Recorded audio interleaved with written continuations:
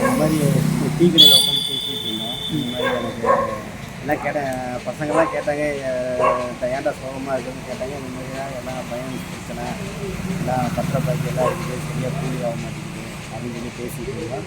சரி என்னெல்லாம் பண்ணலான்னா, அதை ஒரு திருப்தியாக விற்று எல்லாம் கடன் கட்டிடலான்னு நினச்சேன் அப்படின்னு சொல்லி பேசிகிட்டு இருக்கும்போது பக்கத்தில் அவங்க சொன்னாங்க. சரி அப்படியே கொடுக்குற மாதிரி இருந்தால் சொல்லிட்டு வந்து இந்த மாதிரி எனக்கு ஒரு ஹாஸ்பிட்டல் இருக்குது, நான் ஜாயின் பண்ணேன். இது பெரம்பலூர் தனலட்சுமி சீனிவாசன் போனேன். போன உடனே அப்புறம் எங்கள் பேஷண்ட் அங்கே வந்தாங்க. வந்த உடனே அப்புறம் என்னை கூப்பிட்டாங்க.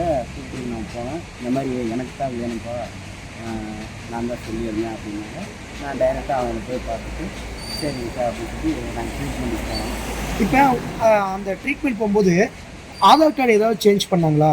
ஆதார் கார்டு வந்து இப்போ இந்த ஊர் உங்கள் ஆதார் கார்டு எந்த அட்ரஸில் இருந்துச்சு இதுக்கு முன்னாடி, இந்த ஆப்ரேஷன் போகிறதுக்கு முன்னாடி? இங்கே நாமக்கல் மாவட்டம். நாமக்கல் மாவட்டம். நீங்கள் வந்து அந்த ஹாஸ்பிட்டலில் போய் அந்த அவங்கள பார்க்குறீங்க. பார்த்தோன்னே அவங்கள்ட்ட ஆதார் கார்டு கொடுத்தீங்களா?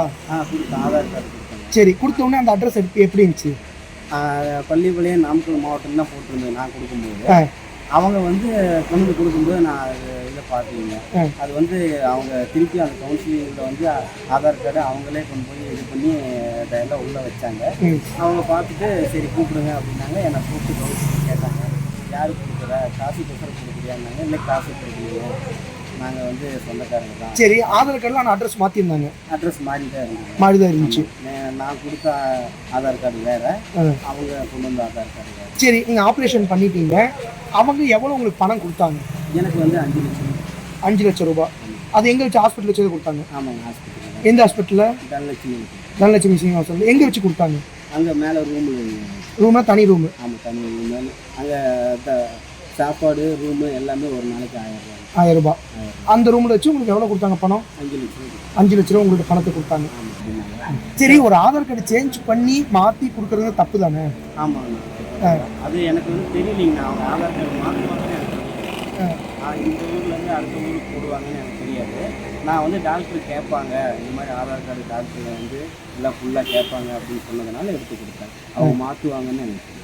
ஓ, சரி, நீங்கள் எதுக்காக கொடுத்தீங்க கிட்னி வந்து எதுக்காக கொடுத்தோன்னா வந்து ஃபைனான்ஸ் பிரச்சனை தாங்க முடியலைங்க. அதே மாதிரி பத்திர பாக்கி இருந்தது.